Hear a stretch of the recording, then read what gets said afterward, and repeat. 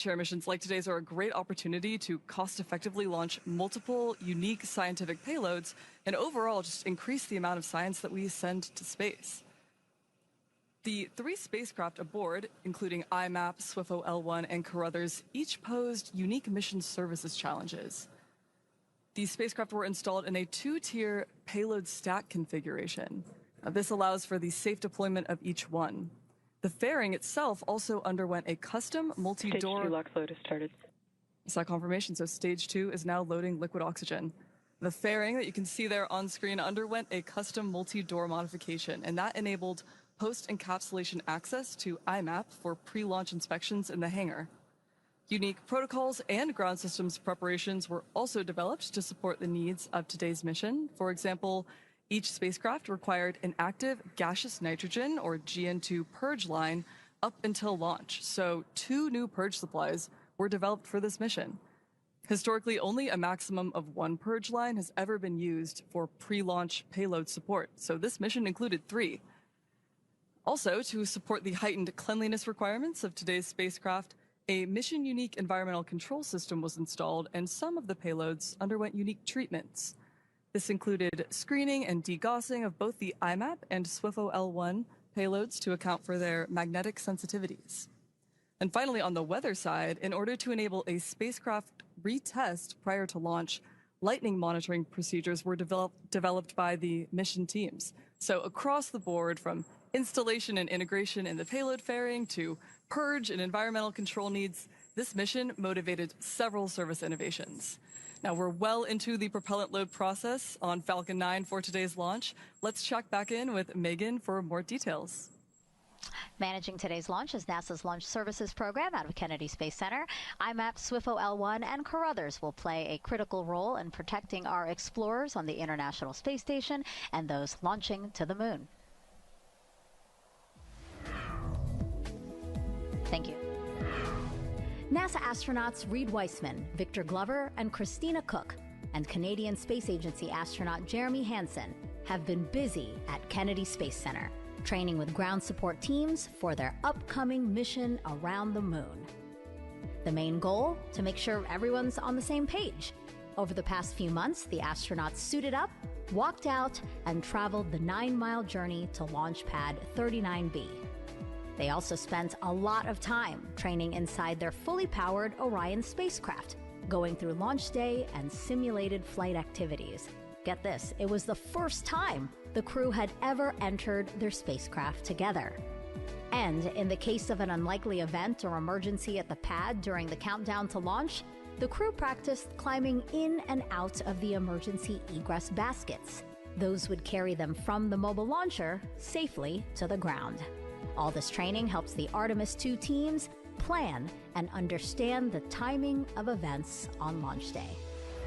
That's your Artemis Moon Minute. For more information about NASA's Artemis program, scan the QR code on your screen or visit nasa.gov/Artemis2.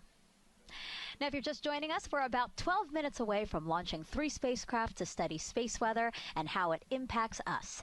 NASA's Interstellar Mapping and Acceleration Probe, or IMAP, NASA's Carruthers Geocorona Observatory, and the National Oceanic and Atmospheric Administration's Space Weather Follow-on Lagrange 1, or SWIFO L1. Now, IMAP is the primary mission of the 3 today. Now let's take a live look now inside of APL, because IMAP is an international team of about 27 different partner organizations led by Princeton University, but also including APL. That's Johns Hopkins Applied Physics Laboratory there. Great to see people there ready to go. Yeah, they're anxiously looking at things such as the temperatures and basically the health and wellness of the satellite, making sure it's ready to go, and really anxiously awaiting that acquisition of signal, or that first phone call home once it gets into orbit. Yeah, APL built the IMAP spacecraft as well as one of its 10 instruments, and after launch, APL is going to operate IMAP. Now, Kelly, we're still getting some great questions from social media, so let's take the next one here. This is Apex Arcane asking, what types of particles are you detecting with these missions? These are such great questions. Yeah, so totally. for these missions, we're detecting everything from UV light, ultraviolet light, which our eyes really can't see very well, in the Carruthers mission, and a little bit in IMAP, to the energetic particles, which is an electron, a proton, as well as other ions such as oxygen and hydrogen and carbon. And that helps us tell things like the electrons are the ones that actually run ahead of the solar storm. And they're very near the speed of light, and they're our warning that something else is coming along. So those are the types of particles that we're measuring with these missions. Yeah, a lot to take a look at. Thank you so much, Kelly, and thank you again for those questions. Keep sending them along. #AskNASA. Now, IMAP was the first to arrive here in Florida before launch. Its parts were unboxed, then processed at the Astrotech Space Operations Facility near Kennedy Space Center here. In July, SWIFO L1 and Carruthers both arrived, and then all three were configured to fly together. Again, an amazing feat. Finally, last week, everything was encapsulated inside Falcon 9's payload fairing. The two halves will protect the satellites during launch. And again, all three satellites headed to Lagrange Point 1, a location 1 million miles from the Earth, to study space weather. From here on Earth, our sun looks steady and unchanging. But close up, it's a dynamic, active place. Loops of superheated plasma follow tangled magnetic fields across the surface, while a steady stream of electrically charged particles, the solar wind, expands into space in all directions. At times, there are bursts of radiation called solar flares, and explosions of plasma and magnetic fields called coronal mass ejections, sending solar storms racing off into space through the solar wind. On Earth, we live in that constant stream of solar wind, protected by Earth's magnetic field. But when the sun suddenly unleashes massive amounts of energy and material, our magnetic field can go haywire during what's called a geomagnetic storm. In May 2024, the biggest geomagnetic storm in over 2 decades hit Earth. The storm spread auroras to unusually low latitudes, disrupted GPS-guided tractors, and forced transatlantic flights to reroute.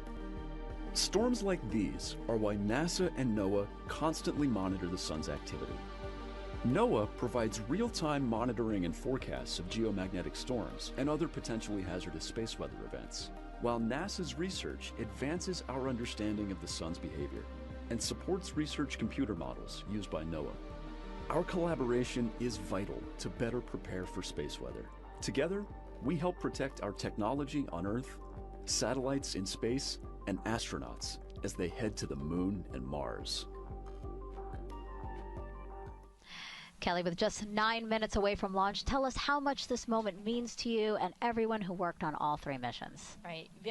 I am just filled with so much gratitude and so much excitement for the entire team, all the teams that really worked here, here at Kennedy, here at all the different mission teams, as well as SpaceX. We've all just pulled together. People are so excited, and I'm crossing my fingers and toes, hoping for a beautiful launch very soon. Absolutely. It's absolutely going to be a beautiful launch. Take a look out there, the pad, the clouds, the sunrise in the background. So let us get to liftoff. Let us count down the final minutes to launch with NASA's Daryl Nail and Norman Phelps here in Florida, and Amanda Years with SpaceX in Hawthorne, California.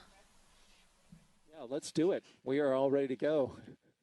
We're here inside our Mission Director Center at Hangar AE. You can see behind us, this is where all of the management for all 3 spacecraft are located, and it's a high-level area inside there, but they'll be tracking everything that's happening, and so far, so good.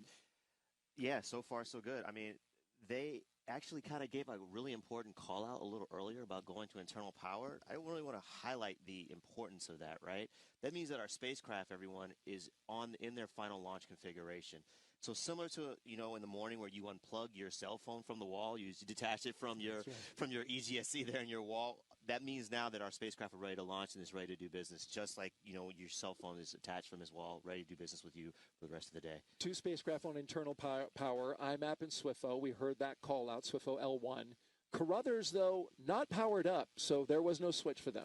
Yeah, Carruthers is powered off during launch, so they're not powered on. So obviously there's no call to be on internal power for them. But, you know, this is typical. Some of our launch vehicles launch powered on, some launch powered off. So nothing new to see here.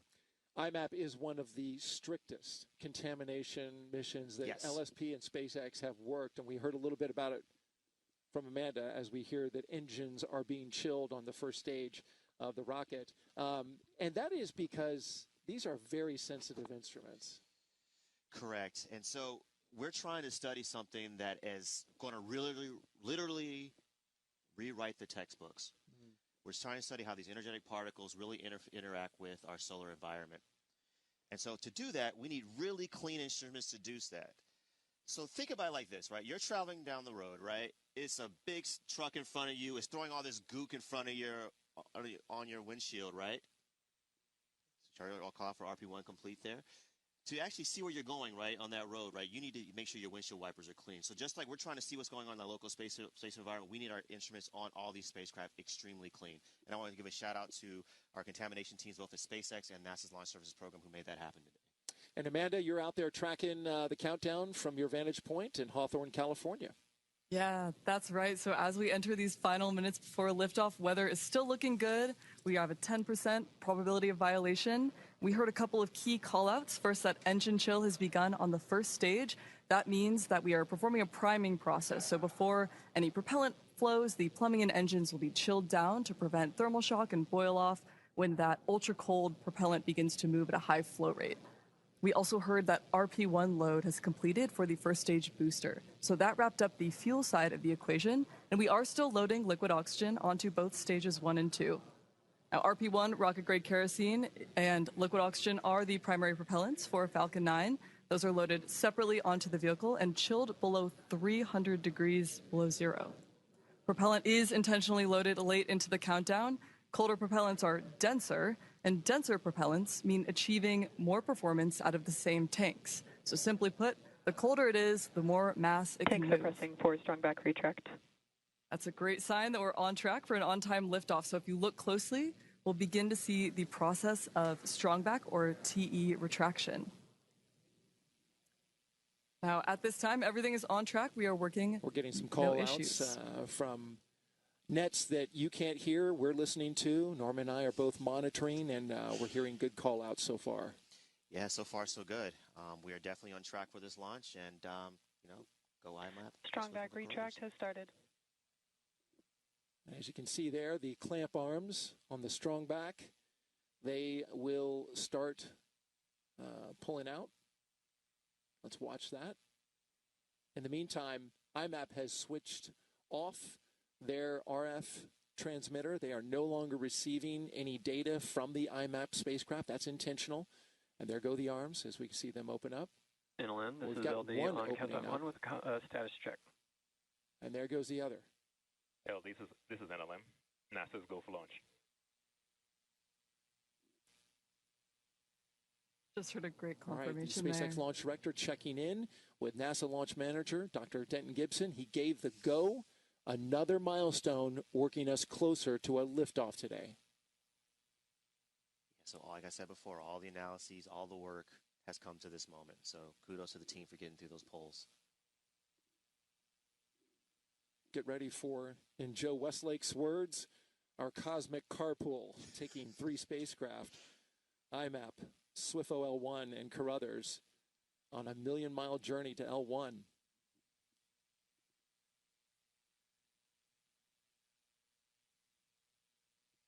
Coming up next in just a few seconds, we're expecting the completion of stage 1 liquid oxygen loading. See those clamp arms. Stage 1 LOX load is complete. Great confirmation, right on time. And you can see those clamp arms are free and clear of stage 2. Now, liquid oxygen loading has wrapped up for the first stage, which completes propellant loading for the booster. We mentioned these tanks are also pressurized using helium, and the helium is chilled too so that it stays compatible with the cryogenic plumbing on the vehicle. During flight, that pressurization will help to force propellant into the engines as the tanks empty. And looking ahead a little bit, at the T-minus 60-second mark, Falcon 9 will enter startup. And at that point, the rocket's onboard flight computers will take over. From there on out, the countdown is fully autonomous. Then just inside of T-minus 2 seconds, the 9 Merlin 1D engines will ignite, and once they're at full power, Falcon 9 will lift off the pad and begin its climb to orbit.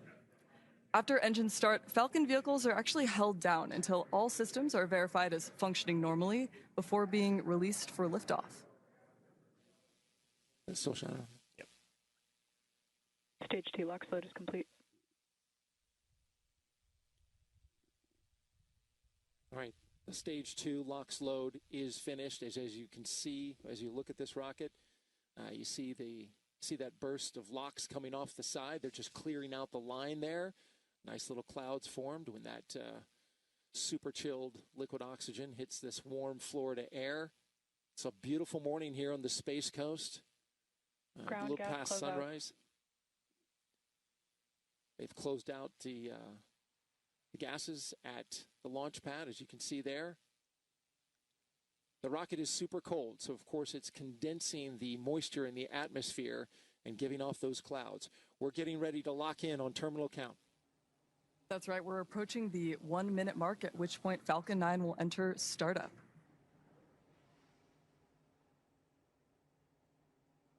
Falcon 9 is in startup. Right on time. So at this point, the autonomous flight computers have taken over the launch countdown, and stages 1 and 2 will begin pressurizing for launch. Let's listen in to the launch director's final go. The launch director is go for launch.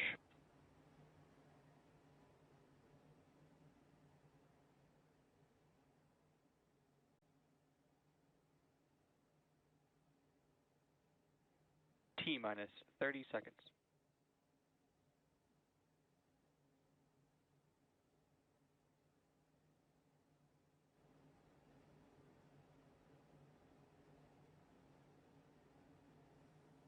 T-minus 15 seconds. T-minus 10, 9, 8, 7, 6, 5, 4, 3, 2, 1. Engines full power. And liftoff. Go Falcon, go IMAP, go Swifo L1, and go Corruptors. And we are flying 3 new missions on a million-mile journey to track space weather.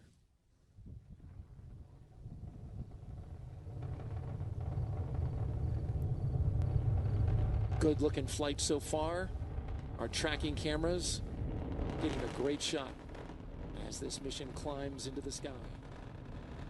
We'll be looking now for those engines to throttle down as we go through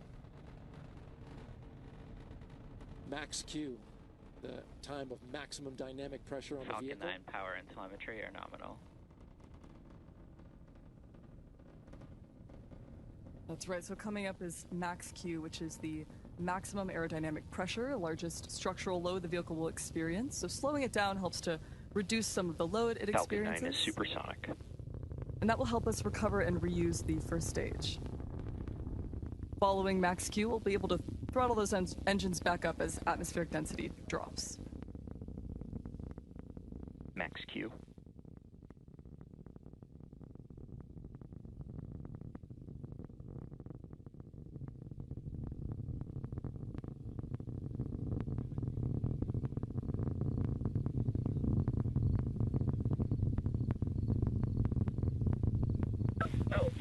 MVAC chill.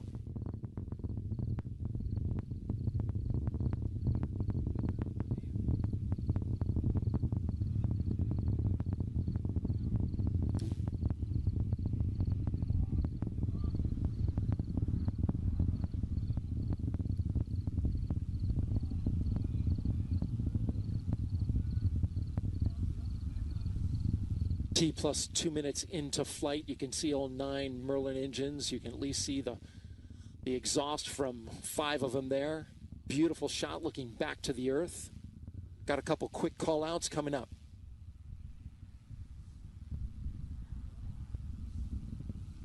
We're going to shut off the engine at 2 minutes and 29 seconds. Stage SEP at 2:32, and then our first burn begins at 2:40. Here we go. Stage separation confirmed. And there it goes.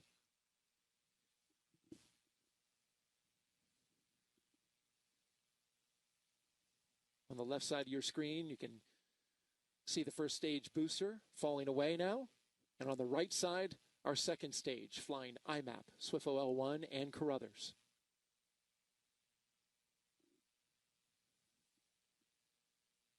This first burn is a key burn, Norman.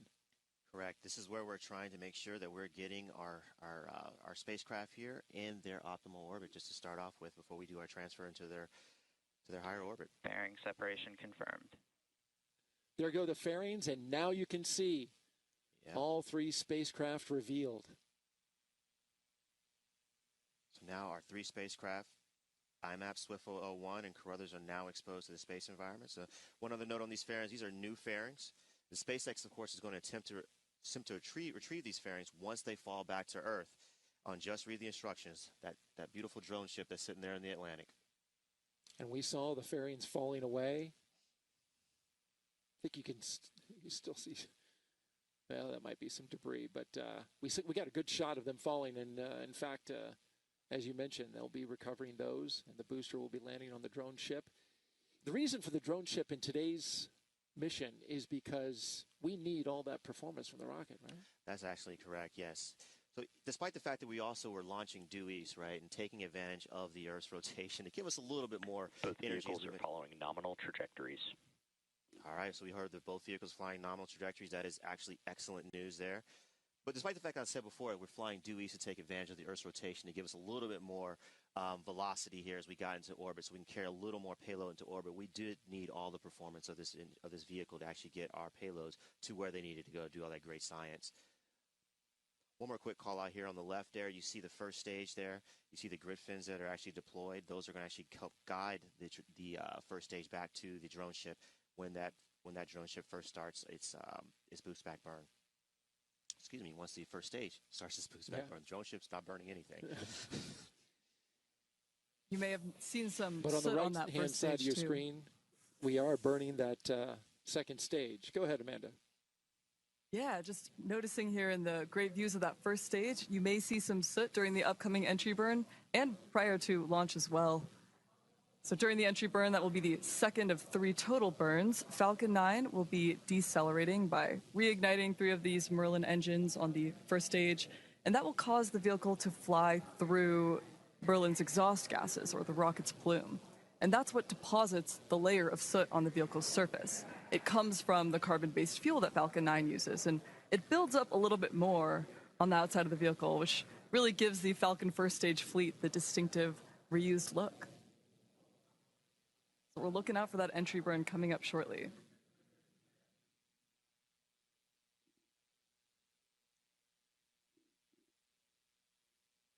The recovery and reuse of the first stage is what allows us to refly the most expensive parts of the launch vehicle, and that drives down the cost of going to space.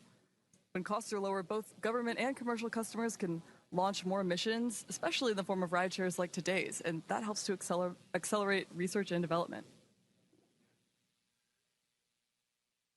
We're looking for that entry burn in just under 20 seconds from now. You'll be able to follow along with the Merlin engines relighting on the first stage with the telemetry on the bottom of your screen. Stage 1 entry burn startup. Stage 1 FTS is saved. And there we heard it. That's the first call. That's the call for the first stage entry burn startup. We're going to be looking for entry shutdown here in a few seconds and finally looking at landing burn shortly thereafter. So stay tuned.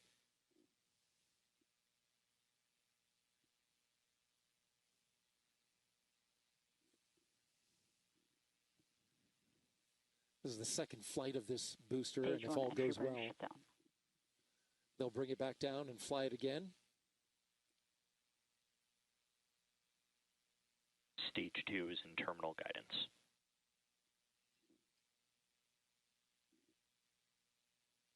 Just 30 more seconds on that stage 2 burn. And then we'll cut it off and coast for quite a while. Quite a while until we get to the right point in space to fire it again to put us in our final our final destination. Just about 50 minutes or so. Stage 2, FTS has saved.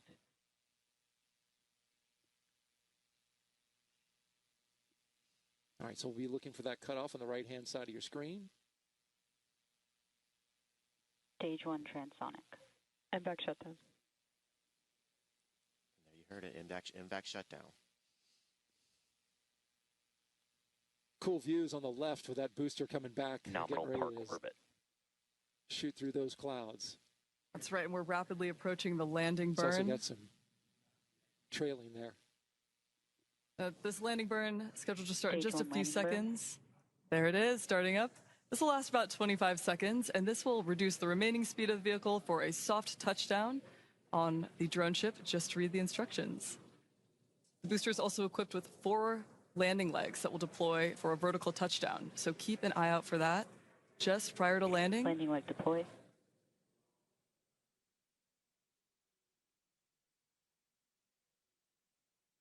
Stage 1 landing confirmed.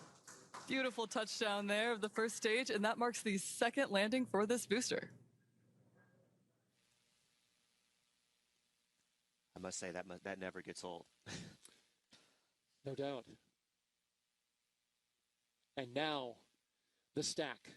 You can see it's not quite illuminated incredibly well, but up there is IMAP, Carruthers, and SWIFO L1. We will continue to monitor the progress during coast phase, but for now, let's send it back to the host desk with Megan and Kelly. If you're just joining us, welcome to NASA's live launch coverage of 3 science missions. NASA's Interstellar Mapping and Acceleration Probe, or IMAP, NASA's Carruthers Geocorona Observatory, and the National Oceanic and Atmospheric Administration's Space Weather Follow-On Lagrange 1, or SWIFO L1. I'm NASA's Megan Cruz, and this is NASA heliophysicist Kelly Korrick, who is super excited to see launch today. So excited to see launch today. It's always a great day to have a launch. And with the beautiful sunrise we had here, I mean, it was just really fun to watch. And also, there's like a crowd of people here behind us, and we just all heard them cheering and clapping. Yes, yeah, and the fact that you can feel it here, there is something special about actually being here and being able to feel that. And we're trying to tell you as much as we can about it, but there is something special about feeling the rumble and watching it go up and just knowing all those hopes and dreams and scientific discoveries are on their way now. Yeah, it was really great to see you guys. Less than 10 minutes ago, again, a SpaceX Falcon 9 rocket lifted off from that launch pad right behind us here, 39A at Kennedy Space Center in Florida. It really was an incredible launch. And you really said it there. It is like we are watching the hopes and dreams of so many people from across the country that have worked together to bring these science missions to launch today. Yes, yeah, and to protect our astronauts and to really understand that space weather that those 3 will study. Right. Yeah, because all 3 spacecrafts are going to work together to study space weather. So, Kelly, what is space weather? So space weather is the effect of the sun on Earth and the entire solar system. That can range for things from creating satellite drag and shortening satellite life to affecting our GPS and affecting our power grids here on Earth. So it's really important to understand it so that we can mitigate those effects. Yeah, a really wide-ranging swath of effects that we're talking about here. But doesn't NASA and NOAA already study space weather together? Like, what makes these 3 special? Yeah, we do study space weather together, and this is the next generation. The SWIFO L1 is very dedicated and optimized to do the space weather that we know today that we need, not that we needed 20, 30 years ago. So that's very specified. And then the next 2 are the next generation of space weather. What are those things we're going to need when those astronauts are on the moon and Mars? We're learning that through the Carruthers and IMAP mission. Gotcha. Kelly, thank you so much. Yeah, why don't we break down each one for our viewers right now? So IMAP is the primary mission of the 3. It will study the giant invisible shield surrounding the entire solar system called the heliosphere, which helps make life possible on Earth by protecting us from dangerous cosmic rays. IMAP will simultaneously study the sun's activity near Earth and also create the most detailed map ever of the heliosphere's boundary. Yes, that great big boundary, that 9 billion miles away, is our first defense against the space weather that's created by the galaxy and those galactic cosmic rays that can cause some of that radiation sickness we were talking about earlier. Gotcha. And then there's SWIFO-L1, NOAA's newest satellite. It is the first NOAA satellite designed specifically for continuous 24/7 data collection of space weather. And as soon as it measures the strength and speed of incoming solar wind, it alerts NOAA. And this is usually 15 to 60 minutes before solar wind causes geomagnetic storms here on Earth. Those are crucial minutes. Those are crucial minutes so that we can do those mitigation strategies from power grids to airlines to astronauts. Yeah. And then there's Carruthers, the first ever dedicated satellite to continuously monitor the geocorona, or the part of the Earth's outermost layer of atmosphere. It actually glows. And this will offer unique insights into how space weather affects our planet. The mission is named after American scientist Dr. George Carruthers, who invented the camera that captured the first ever pictures of Earth's geocorona. Apollo 16 astronauts placed the camera on the moon back in 1972, and it's still there today. It's still there today, and yes, and we're carrying on his legacy to really understand that part of our Earth's atmosphere that's so important in, again, mitigating those space weather effects. Gotcha. Kelly, thank you so much. Our broadcast today will take us to around 9 a.m. Eastern Time, when the Falcon 9 second stage will deploy all 3 satellites into space. Let's welcome back Joy Ung now, who is with Casey Swales, NASA's Deputy Associate Administrator, and Nikki Fox, the Associate Administrator of NASA's Science Mission Directorate. Casey and Nikki, thank you so much for joining me. Thank you for having us. How was launch for you guys? It was amazing. I have to admit, I completely cried, and I'm trying not to do it again. Even the countdown, I got so emotional on this one. There's so much on there. There's so much heliophysics and so much great NASA science. And our mom got to be on and got to see it. So it's fantastic. Amazing. Yeah, it's a beautiful day here at Kennedy. Absolutely. So NASA is going to take astronauts back to the moon with the Artemis missions. Can you tell us how the 3 new missions today will help get us back to the moon, Casey? Yeah, absolutely. So, when we go back with Artemis, right, we're going further into space than we've gone in over 50 years. And when we send our astronauts, it's important that we're sending them safely. And in order to do that, we have to understand space weather. So even when you think about packing for a trip, what's the first thing that somebody asks you?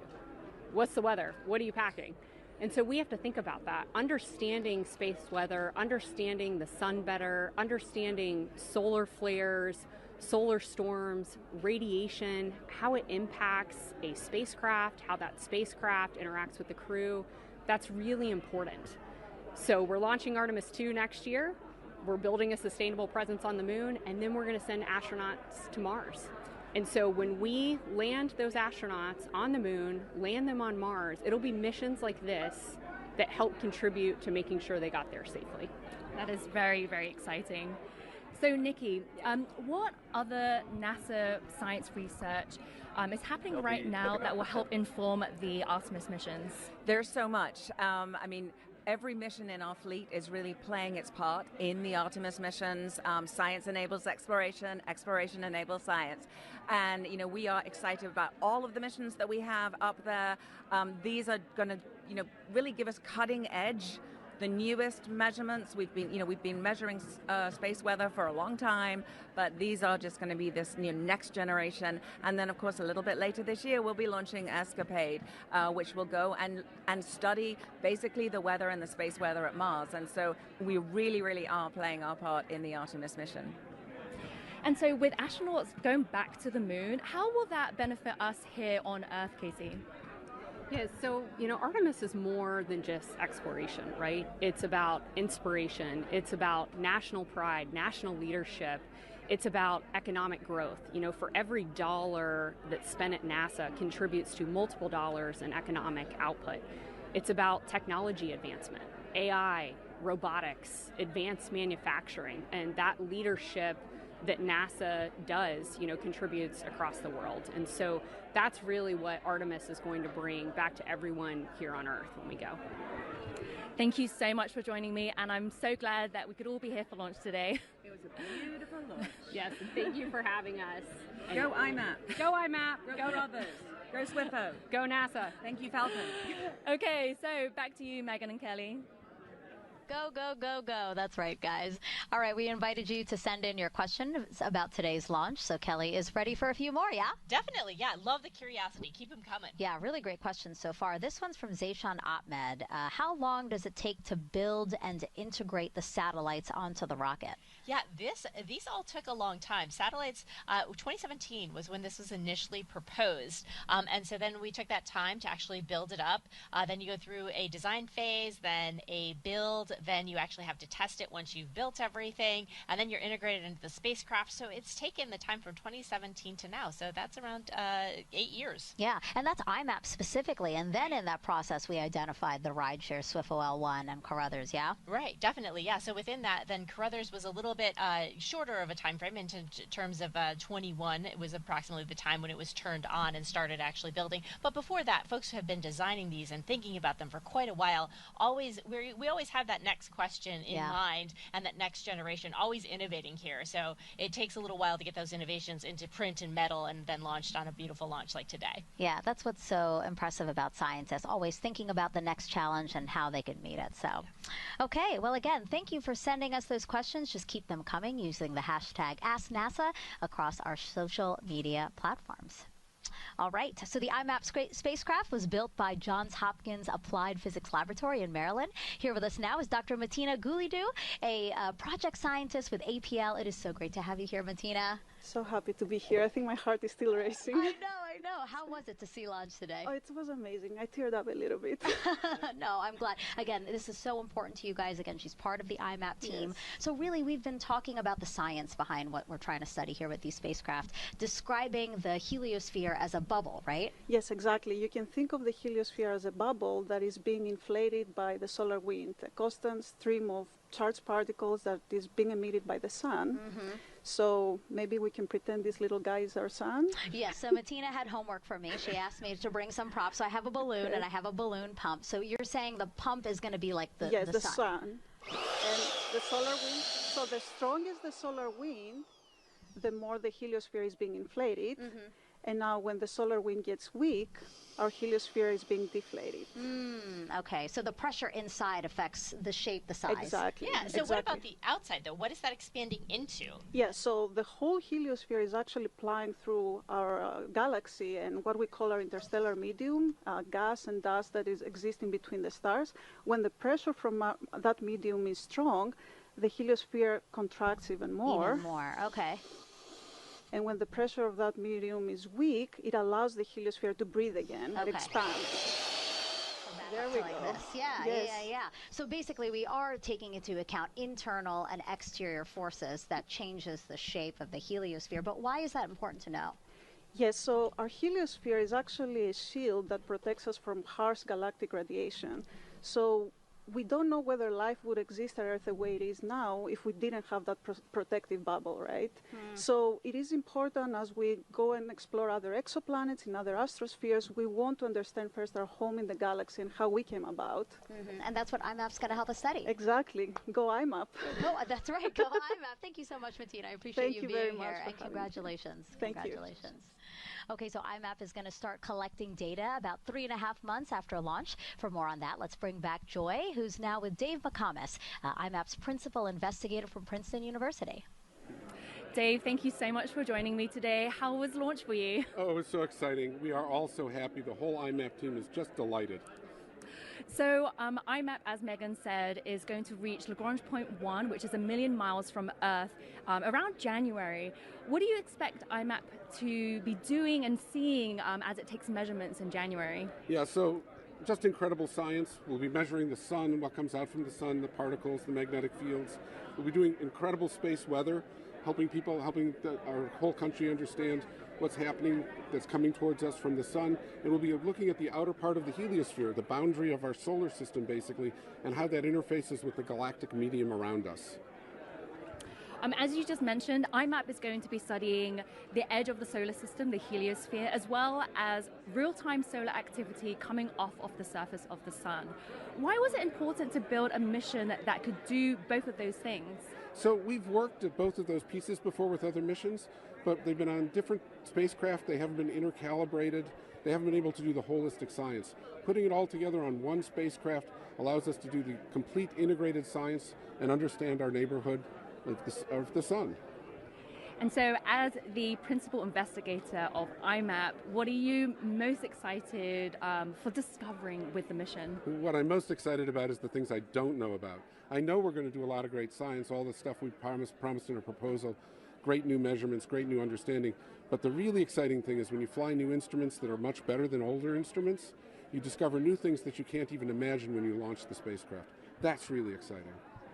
And how do you anticipate IMAP to be working with all the other heliophysics missions that NASA has? Yeah, I think IMAP will be sort of a cornerstone for all of the heliospheric missions. There's a lot of great science that can be done by comparing data from different missions and different positions, and we hope to be sort of in the lead of doing that work.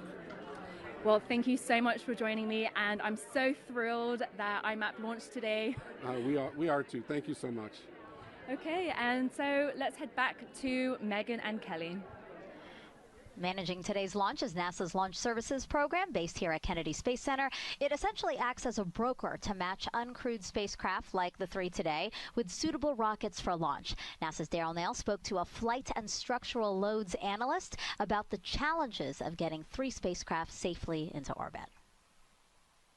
And we are here with Natalie Hintz, who actually did the structural loads analysis for the IMAP mission. Thank you for being here. Yeah, thank you for having me. So structural loads sounds complicated, but explain why it's important for us to know what's going on inside that rocket with regards to all the structures. So we have this spacecraft which has all of these delicate instruments and components that have been designed with their science in mind. However, they're not really that structurally strong, and we are taking these spacecraft, we're putting them on top of a launch vehicle, in this case a Falcon 9, which has all of these rocket engines that are going to blast it from the surface of the Earth into orbit, and it's going to endure a very violent launch environment. It's a lot of shake, rattle, and roll happening inside of a rocket. Absolutely. So when it comes to a spacecraft in a launch vehicle system, it's going to be much more complex. Imagine that the central beam is a launch vehicle, in this case a Falcon 9, and we have a mass at the top which is representing a spacecraft, in this case IMAP.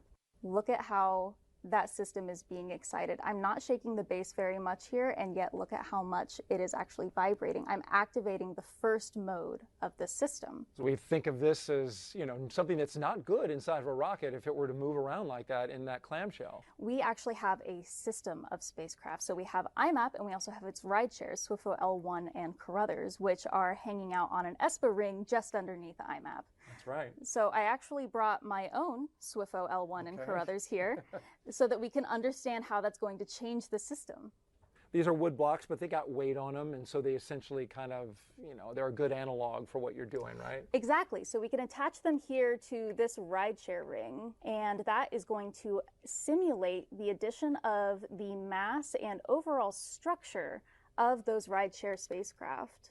All right, so you can already see here the static deflection is changing because we've added mass to the system. But not only that, we're not really interested in the static shape here. We are interested in the dynamic shape. So again, it's sitting on the pad, getting ready for liftoff. The engines ignite, and look at how much more it is moving. Not only that, but the shape that it's moving at has changed. So looking at the spacecraft here, we have IMAP on top of a payload adapter and a rideshare ring, which has SWIFO opposed to Carruthers. And all 3 of these spacecraft are forming one unique payload stack, one unique system. Throughout our coupled loads analyses, we derived the launch environment that these would experience during flight. And much like I shook this rocket model, we also shook those spacecraft during vibration testing to make sure that they are rated to and can survive the vibrations that these spacecraft will see during launch. So in the end, we found that through analysis and testing, these 3 spacecraft are ready to go, and they are good for launch. Thank you so much, Natalie. Appreciate the time, and thanks for explaining it. Absolutely. Now, this isn't the first time NASA and SpaceX are working together to send great science into orbit. For more on that, let's head back to Amanda and Hawthorne. Thanks, Megan. Since 2016, NASA's Launch Services Program has partnered with SpaceX to fly some of the agency's most important science missions, spanning everything from Earth climate monitoring to astrophysics and planetary defense. In 2016, we launched our first LSP mission, Jason-3, which was a payload to measure global sea level rise. That success paved the way for TESS in 2018, a mission that transformed our search for planets by scanning nearly the entire sky for new worlds. In 2020, Sentinel-6 Michael Freilich carried a radar altimetry reference mission to extend the legacy of sea surface height measurements. This is critical to understanding climate change. Altimetry is the study of height, or measuring altitude, things that go up. And in this context, Sentinel-6 carries a suite of instruments which provide high-accuracy altimetry data monitoring for sea surface height, significant wave height, and wind speed, as well as monitoring inland water levels and ice characteristics. Then in 2021, LSP entrusted Falcon 9 with DART, the first ever test of planetary defense. And that went on to prove that humanity could intentionally change the orbit of an asteroid moonlet. That same year, IXPE opened a brand new window to the universe by measuring the polarization of X-rays from black holes and neutron stars. The collaboration continued with SWOT in 2022, which is now delivering detailed global maps of rivers, lakes, and ocean currents. And then with Psyche in 2023, a Discovery-class mission to explore the metal-rich asteroid 16 Psyche. This will reveal how planets may have formed, and that launched on Falcon Heavy. PACE, GOES-U, and Europa Clipper all launched in 2024. Europa Clipper, NASA's flagship mission to Jupiter's moon Europa, was sent to search for signs of life beneath its icy shell. PACE and GOES-U are working to advance our understanding of plankton, aerosols, clouds, and ecosystems that regulate Earth's climate to strengthen severe storm and space weather monitoring, respectively. In March of this year, Falcon 9 launched the SPHERE-X mission to survey the entire sky with infrared light. That launched alongside PUNCH, which will study the sun's outer atmosphere. Just in July, tracers delivered twin satellites to investigate magnetic reconnection, the fundamental driver of space weather. That brings us to today, where IMAP will head out to chart the boundary where solar wind meets interstellar space. And later this year, Sentinel-6B will take the next step in precision ocean altimetry, extending the global sea level record, which is critical for tracking climate change.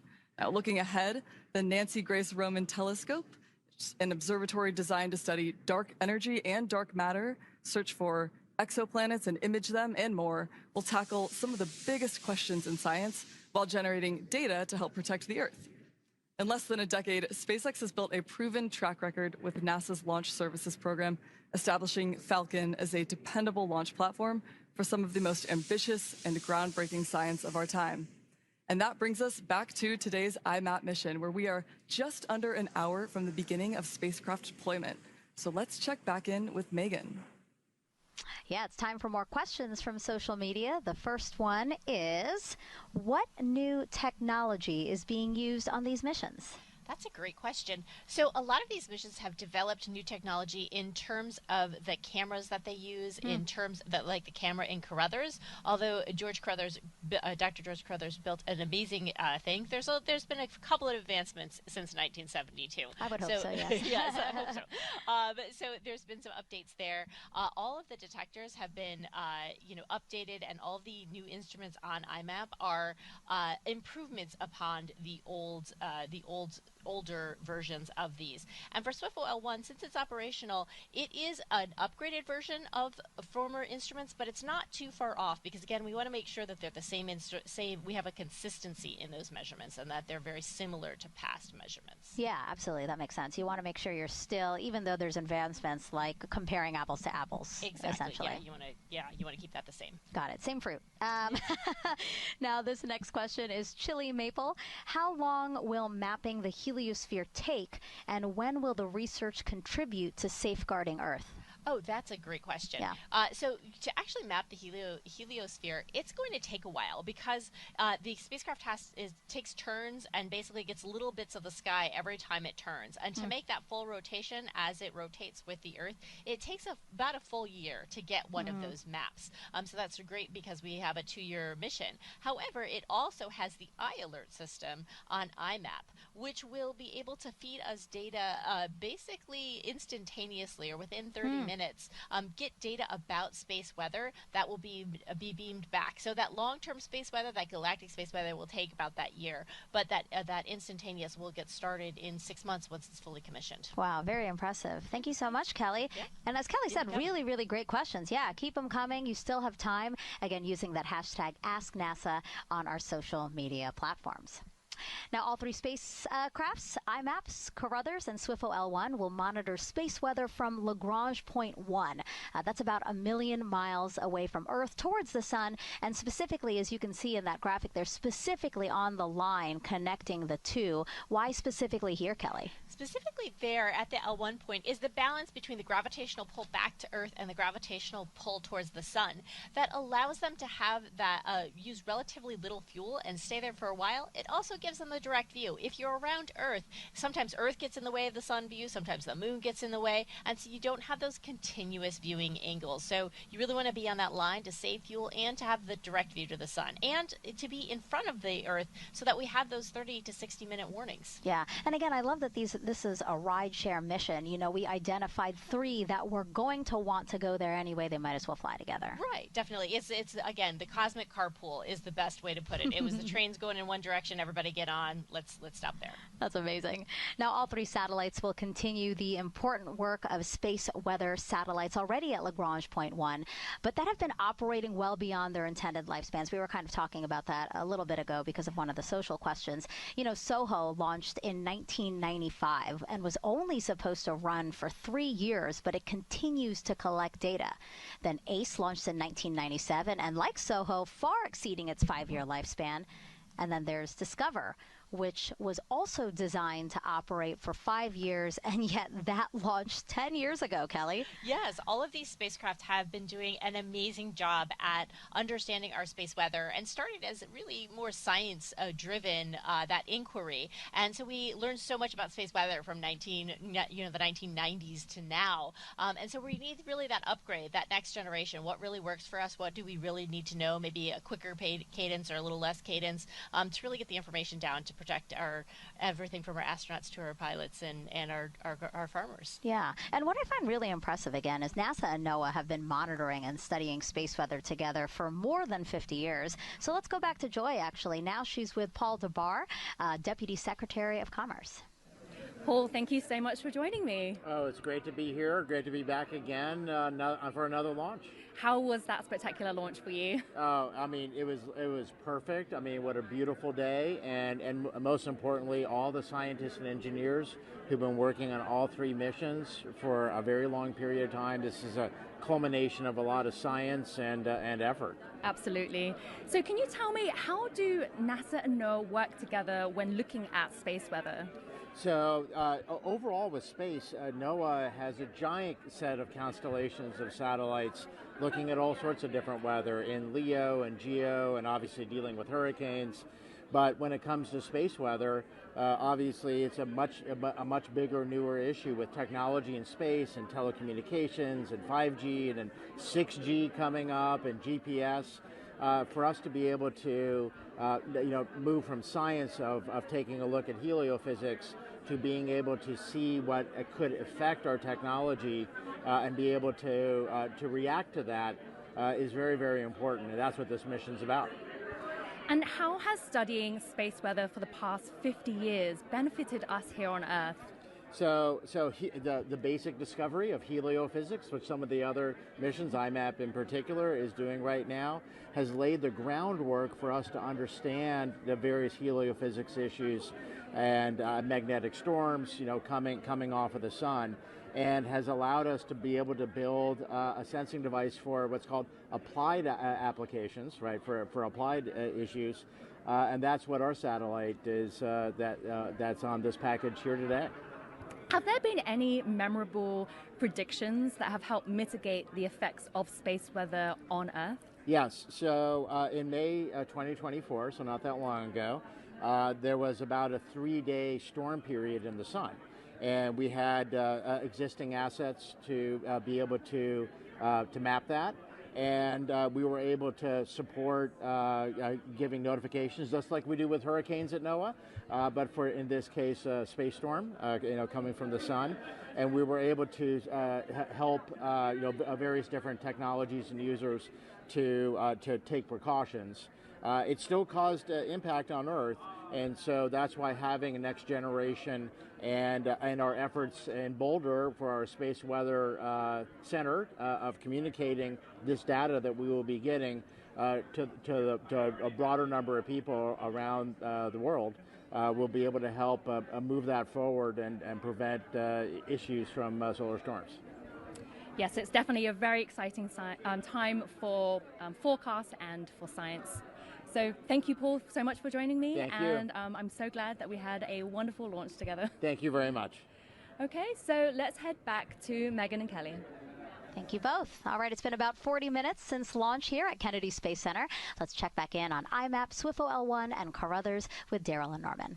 All right, we're coasting and doing a good job of coasting as we continue to climb into this trajectory. We are going higher and higher and higher. This is a very highly elliptical orbit that we're going into, much different than just your circularized orbit for low Earth. We got to get out to 1 million miles, so we're really getting high in this orbit. Yeah, correct. So for us to go to L1, it's almost as if we have to do an escape trajectory, although not quite. Our C3 is still kind of negative, so we're not quite on our it. C3? Our C3. Yeah, it's the energy it takes for us to actually leave Earth's gravity, right? So it's not quite positive, which means we would need that to actually be, to actually leave Earth's gravity field. But we're close, right? So we need that highly elliptical orbit for us to actually achieve that. The other thing I'll mention, too, is that, you say we're coasting. People are like, oh, you're not doing any work right now. Well, that's not true. We're actually right now doing a very optimized flight right now. We're trying to make sure that we fire our second stage at just the right time so that we can transfer from our trajectory or our altitude we're at now to the higher trajectory that will push us at the point where we actually can separate our spacecraft so that our spacecraft can go to where it needs to go to do its science. For the record, I'm still working, and and you are too. Still working, yeah. Yeah, still working, but coasting. And thank you for pointing that out. We also will be sun-facing. Correct. And that's important at the time of release. Correct. So the idea there for sun-facing was that we wanted the sun right to be on the solar panels for IMAP, and that's for a couple of reasons. As you have heard before, IMAP's on internal power, right? So for us to get back some of that juice into our batteries, we want to be sun-facing so all that sun's energy can get back into our batteries, right? Solar panels produce energy, which is always a great thing for our spacecraft. We like that. Yeah. The other thing there, too, is that by actually using the solar panels on IMAP, we actually are using it almost as a solar shield, right? So it's reducing the thermal strain on the instrument suite of IMAP and the instruments on both Carruthers and SWIFO L1. So they're actually doing double duty there. So we want to thank IMAP for their service to the cause here. Absolutely. And in fact, because of that shading, Carruthers needed their own warmth, right? Some heaters in order to keep them warm because they can't see the sun at the moment. Correct. And there was a fear at some point that given that Carruthers was not on, that the hydrazine lines that they had, the rocket fuel would possibly freeze. Freezing lines is bad. Especially when it's your fuel, yeah. Exactly. So we want that to be liquid coming out. So we want to make sure we had heaters on those lines provided by SpaceX to actually make sure that did not happen. All right. Well, the next time you see us, we'll be getting ready to do a second burn of that second stage, which will be key to get it into and set it up for the separation of all three spacecraft. So we hope that you'll join us then. That's in about T+1 hour and 12 minutes. So just a little over a half hour. In the meantime, we'll send it back to Megan and Kelly. Yes, Megan and Kelly both here, and in it for the long haul. And in it for the long haul because, yes, as they just said, the second stage is going to coast now for about another half hour. So it's time for this team to take a little break. But again, we will be back 8:40 a.m. Eastern time to continue with live coverage of IMAP's SWIFO L1's and Carruthers' journey to Lagrange Point 1. Yep, join us for that separation. Exactly. 8:40, set an alarm. See you then.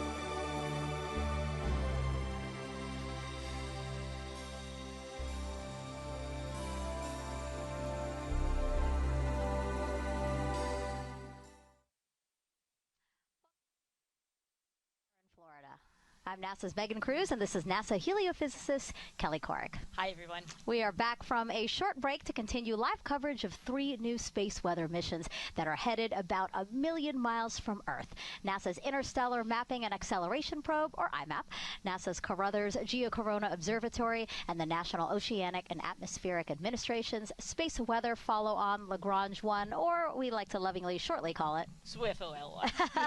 Now, liftoff was a little more than an hour ago at 7:30 a.m. Eastern Time. If you missed it, check it out now.